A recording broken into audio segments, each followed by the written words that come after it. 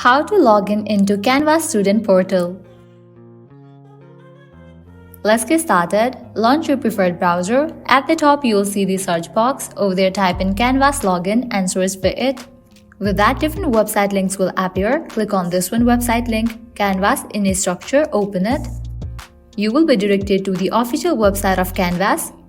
Now scroll down, you will find this option of login. You have to click on it. Canvas account login.